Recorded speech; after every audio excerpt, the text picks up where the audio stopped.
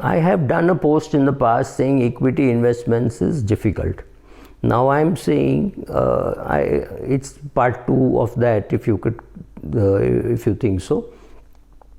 So equity investing is difficult, and let us compare it to looking at a animal in the wild, and let's pick the most fascinating animal, which is the tiger. There are many ways how you can see a tiger. One is you can go to a zoo. Many zoos have them in captivity and you can see them. The greatest Indian zoo is of course in Bhubaneswar, the Nandankanan Zoo. It is not very far away, maybe a 45-minute drive, an hour's drive from the city center. I don't exactly remember. It is the most fascinating zoo, but all the tigers are in captivity except 3-4 tigers which are left out in a 30-acre plot. So you can go and see them. That's one of the safest ways to see a tiger, and you will surely see a tiger.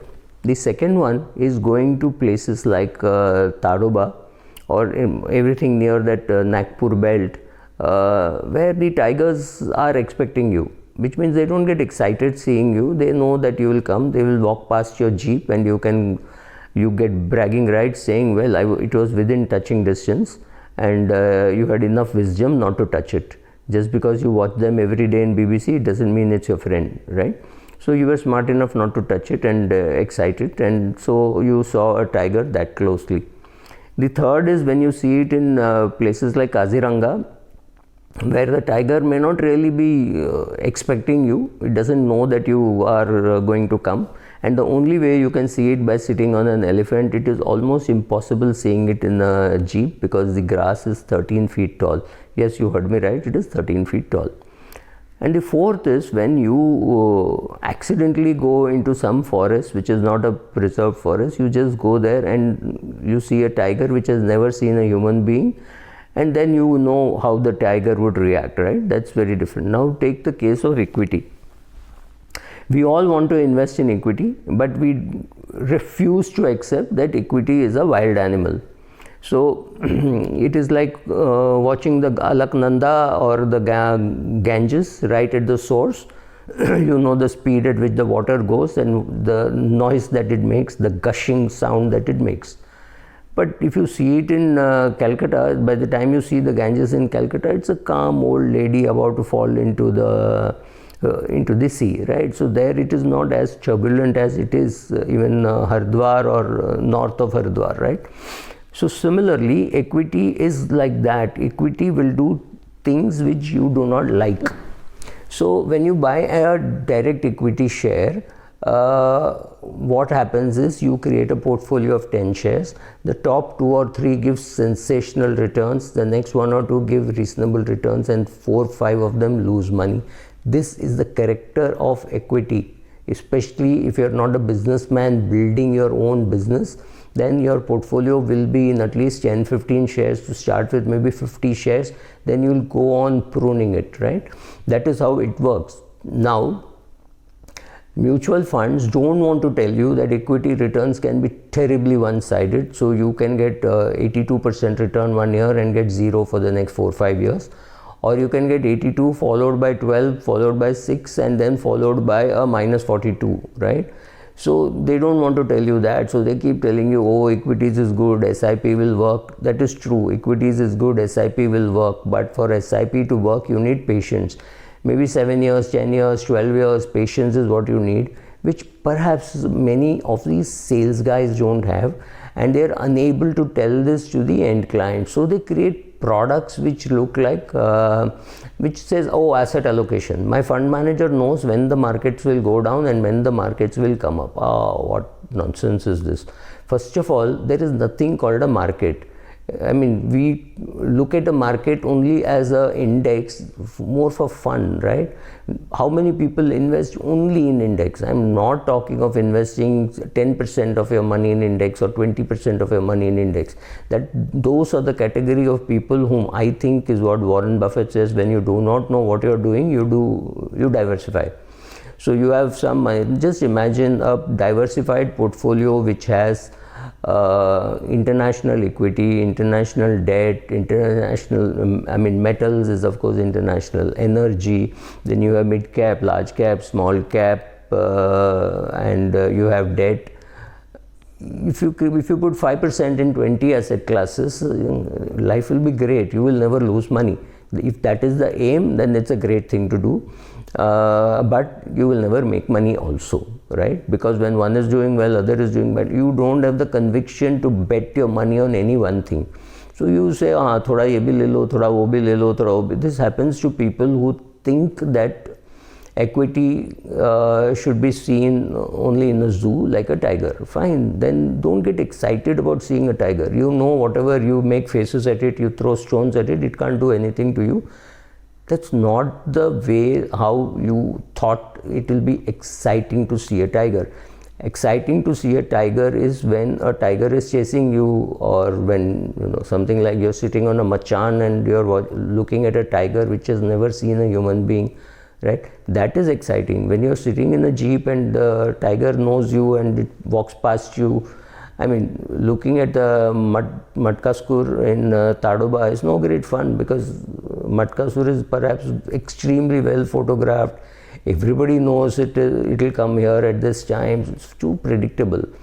Equity is also like that. You have to have the thrill of spotting, thrill of it going up, thrill of finding that there are governance issues, the price falling. All these things will happen. If you think that by building dams all around the place the tiger can be tamed, you're wrong. You built a cage, right? So you create a mutual fund which says, oh, I will put some in large cap, some in mid cap, some this, and as a fund house you're not sure what you want to do. So you think, oh, I will buy direct equity large cap. Then you say, oh, large cap में तो पैसा नहीं बन सकता है, because nobody will invest in my large cap because I can't generate alpha. So therefore a mid cap, therefore a small cap, therefore a healthcare, that an infrastructure, banking. And you say, oh, I run a restaurant, I have to keep everything. That's fine. Then you claim to be a restaurant. Don't claim to be the greatest cook. Don't claim to be specialized, that you will make this item very well, that you are not, right? And your staff has no guts to tell this to the end investor. So you are saying, okay, I will make khichdi, I will make idli, I will make everything, and anybody can pick up anything. And after the event, I'll say, see, that day I made idli so well, but then you didn't know. It was just an accident that idli did well, or idli came out well, right? You don't have a process by which you did it. So forget mutual funds whose fund managers are constantly looking over their shoulder or looking forward to saying which will do well. I mean, look at even a company like HDFC Mutual Fund. Now they've got 4 fund managers whom they have to market. I have no clue how are they going to do it. Are they going to say, oh, you remove some money from Prashant Jain and put it in Gopal Agarwal's fund? Or are they going to say, remove some money from Chirag's fund and put it in Prashant's fund? I mean, what are they going to do? But I have nothing against. I have money in all the 4 fund managers. I think Samir Arora, Naren, Prashant, Vinit Sambre, Roshi Jain, Anand Radhakrishnan, all of them are good fund managers. They have their own style. But I think there is huge style hampering also by the constant daily feedback that people have to give on what is happening to their NAV. I have no clue. I mean, to me, it doesn't work that way. I wouldn't want somebody looking over my shoulder on my portfolio on an hourly basis and saying, oh, your NAV has gone down, Naren's NAV has gone up. I can imagine the pressure younger fund managers have when older fund managers are performing.